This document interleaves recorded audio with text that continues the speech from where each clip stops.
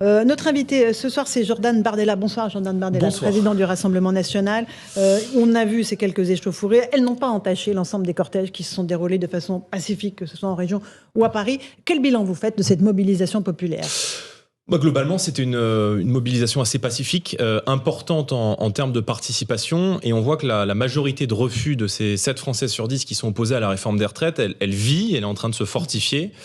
Et elle accompagne une contestation populaire qui est assez légitime contre un projet qui est injuste et qui va être très douloureux pour les Français les plus précaires et ceux qui ont commencé à travailler très tôt. Mais les Français, évidemment, ont un message, ils le font passer dans la rue, quelle que soit leur catégorie socio-professionnelle ou leur âge. Est-ce que le gouvernement l'entend ? On a d'un côté Elisabeth Borne qui a dit on ne négociera plus sur les 64 ans et Emmanuel Macron qui dit pareil, on ne bougera pas. Le problème, c'est l'issue ? qu'on ne peut pas gouverner contre le peuple français. Le gouvernement aujourd'hui porte un texte dans un contexte où les Français se prennent l'inflation, augmentation des prix des carburants qui a repassé aujourd'hui la barre symbolique des 2 €, augmentation des tarifs des péages de 5% au 1er février, augmentation évidemment de la facture d'énergie, on en parle depuis plusieurs semaines dans le débat public. Et alors même que le contexte est douloureux, explosif pour les Français, le gouvernement vient avec ce texte, avec ce projet de loi, en expliquant aux Français qu'ils vont devoir travailler plus longtemps. Donc c'est normal que cette mobilisation s'exprime. Il y a plusieurs façons de contester cette réforme. Beaucoup de Français ont décidé de descendre dans les rues. Moi, ce qui me marque, c'est des Français de toute profession, en réalité de tous horizons, que la manifestation, elle vit aujourd'hui, y compris en province, dans les villes moyennes, c'est-à-dire loin des grandes manifestations organisées par les syndicats à Paris.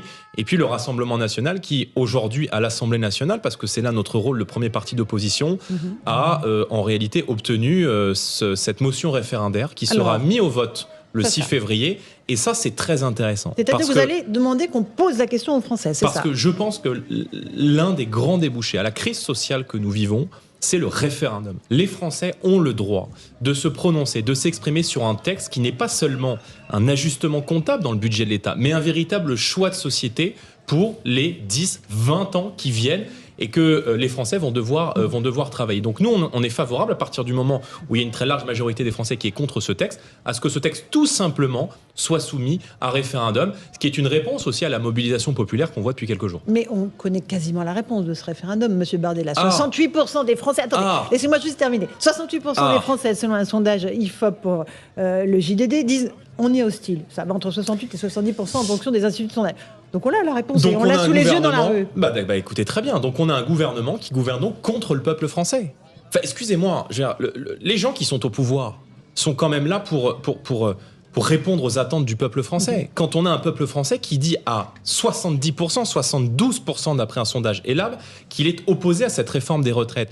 Et moi, je dis aux Français qui sont opposés qu'ils ont raison d'être opposés, parce que si vous voulez, cette réforme des retraites, c'est à la fois la hausse des efforts, un effort qui est injustement réparti. On va demander aux Français qui ont commencé à travailler très tôt de travailler plus longtemps, alors qu'on ne touche pas à la durée de cotisation de ceux qui ont commencé à travailler ou 24 ou 25 ans. Et c'est la baisse des pensions. C'est ça l'objectif, c'est d'aller faire des économies sur les pensions de retraite. Monsieur Bardella, on ne peut pas gouverner juste en fonction de ce que demandent les Français. Sinon, en 80, on n'aurait pas fait l'abolition de la peine de mort. Vous le savez parfaitement. Donc parfois, il faut aussi qu'il y ait un leader qui décide, qui ait une vision pour le pays. Non mais d'accord, mais là on ne parle pas de la peine de mort. On parle de millions de Français qui se lèvent très tôt, qui font des métiers difficiles, qui font des métiers pénibles et qui, s'agissant de la génération de mes parents, par exemple, qui sont nés respectivement en 62 et en 68, ont pris là, en une décennie, en 10 ans, 4 années de travail supplémentaires. Et il y a beaucoup de Français, c'est pour ça que je parlais de baisse des pensions, parce que c'est ça l'objectif de cette réforme en réalité, qui ne pourront pas aller jusqu'à 63 ou 64 ans et qui vont donc devoir partir avec une décote. Il y a des gens qui font des métiers pénibles, il y a des gens qui font des métiers de force, il y a des gens qui travaillent dans le bâtiment, il y a des gens qui travaillent à l'extérieur, qui ne rentrent jamais dans les cases de la pénibilité et qui vont donc devoir travailler plus longtemps. Sauf que parallèlement à ça, l'argument qui consiste à dire on vit plus longtemps est faux. L'espérance de vie... On vit plus longtemps, mais est-ce qu'on vit en bonne santé plus longtemps ? D'abord, l'espérance de vie, elle stagne dans notre pays depuis plusieurs années, premièrement. Et deuxièmement, c'est cette dernière décennie, l'espérance de vie en bonne santé, elle stagne dans notre pays et elle a tendance plutôt à baisser chez les femmes et chez les catégories les plus populaires. On sait qu'il y a 10 années de différence d'espérance de vie entre les Français, entre les plus bas revenus et entre les plus hauts revenus. Donc cette réforme, elle répartit injustement les l'effort. C'est dû au travail, ça, Jordan Bardella ? Je pense que c'est en grande partie Ah bah oui, je pense que c'est en grande partie dû à la pénibilité du travail. Quand vous commencez à travailler à 24-25 ans, vous avez a priori un métier qui est beaucoup moins contraignant, qui est beaucoup moins exposant physiquement, et vous pouvez donc travailler un peu plus longtemps. Nous, on a défendu un système de retraite qui est, à mon sens, le plus juste, le plus simple, le plus lisible, économiquement réaliste, qui consiste à dire vous avez commencé à travailler entre 17 et 20 ans, par définition vous avez les métiers les plus difficiles et donc il faut partir à la retraite à 60 ans et 40 annuités. C'est un choix de société qu'on assume parce que je pense que d'arriver à la retraite sans avoir le dos cassé ou les bras cassés, c'est un véritable choix de société et les Français n'ont pas vocation à travailler jusqu'au cimetière quand même. Il est 18h42, on est en direct sur CNews et sur Europe 1 avec Jordan Bardella, président du Rassemblement national. On vit toujours en direct et c'est ce que vous entendez, cette fin de manifestation à Paris, place Vauban, où les manifestants désormais quittent tranquillement les lieux. On va juste repartir un instant sur le terrain avec Augustin Donadieu et Charles Baget. Tout se passe maintenant dans le calme, Augustin, pour cette fin de cortège parisien ? Oui, Laurence, tout est redevenu calme ici, place Vauban. Après les quelques affrontements entre les éléments radicaux et les forces de l'ordre, c'est maintenant la queue de ce long cortège qui arrive juste derrière les Invalides. Ils se dispersent à la fin de cette grande avenue. Tout se passe dans le calme et dans une ambiance très bon enfant, à la fois des chants anticapitalistes, des musiques, des danses à droite ou à gauche.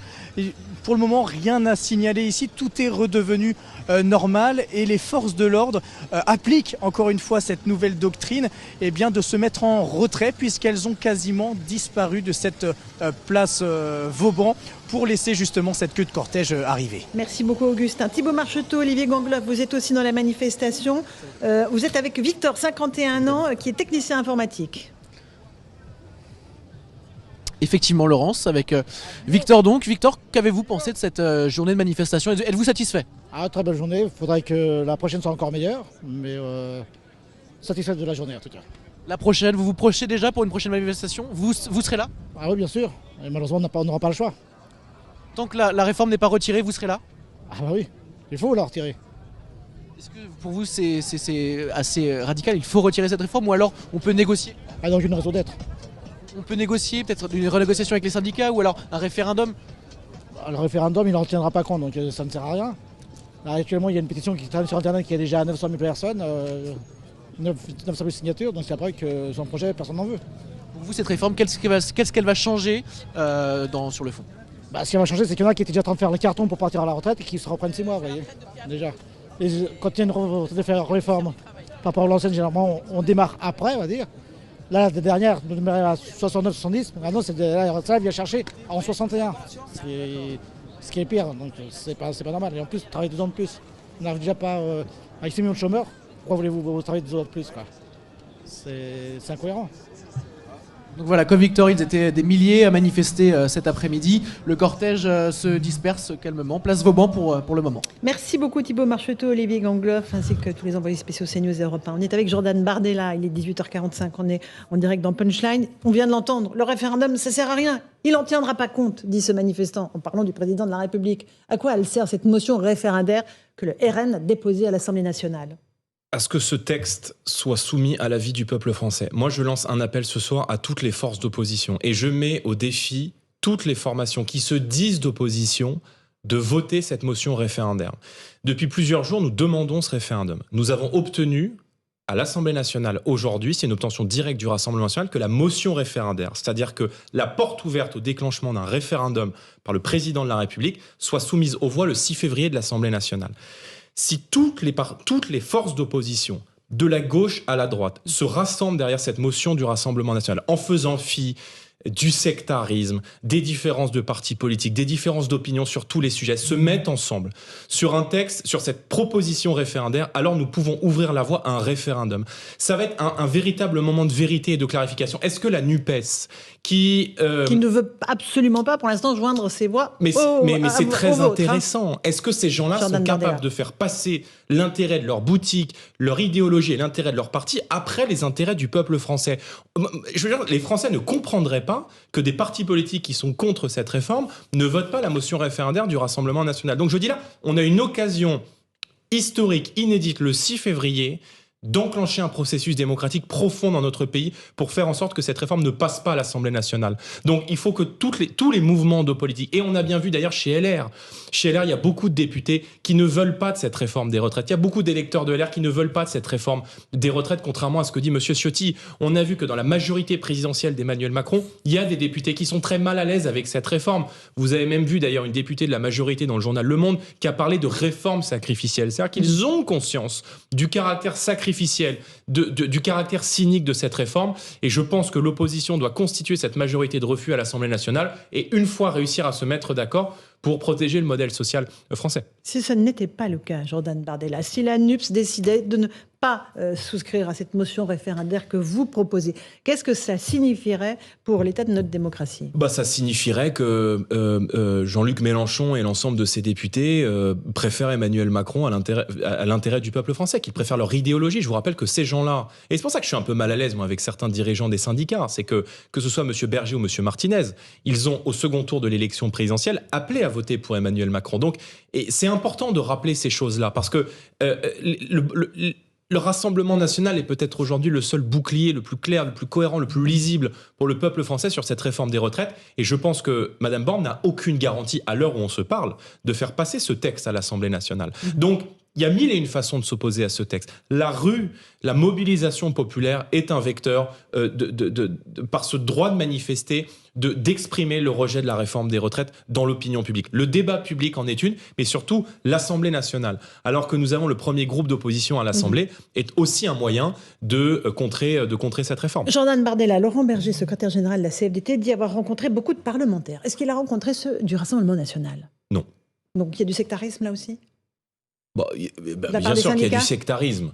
Écoutez, c'est pas surprenant de la part de gens qui, au second tour de l'élection présidentielle, ont fait élire Emmanuel Macron. Il y a comme une contradiction d'ailleurs à faire élire, à choisir un président de la République et à 6 mois plus tard organiser la contestation contre ce texte. Moi, je dis une chose, c'est que ce texte, en tout cas dans ce timing-là, est irresponsable sur la forme et que sur le fond, il est évidemment profondément injuste. Le gouvernement cherche à faire croire que le système des retraites est en faillite. On nous parle d'un manque à gagner dans les recettes, aujourd'hui non pas dans les dépenses qui sont stables d'après le président du Conseil d'orientation des retraites, mais dans les recettes de 10 milliards d'euros par an. Et de l'autre, on a un gouvernement qui a fait 600 milliards d'euros de dettes supplémentaires en 5 ans. Je ne dis pas que c'est bien, je dis que quand il s'agit de faire le quoi qu'il en coûte, ils ont déversé des milliards et des milliards d'euros dans le soutien à l'économie française. C'était bien, c'était pas bien, c'est un autre débat. Et je pense que le soutien aux entreprises, il était nécessaire. Mais voyez bien que là, on cherche à faire si vous voulez, ils cherchent à nous faire payer leurs propres erreurs, leurs propres impérities, leurs propres manquements. Il y a d'autres moyens d'assurer la pérennité du système de retraite au XXIe siècle, et notamment le premier levier, c'est celui de la natalité, parce que dans un modèle où ceux qui travaillent paient la retraite de ceux qui ne travaillent pas, le véritable leviie, c'est l'emploi, c'est la lutte contre le chômage, la politique familiale et c'est de soutenir la politique nataliste. Mais bien sûr, et pour une raison très simple, c'est que les bébés de 2023 seront les cotisants de 2043.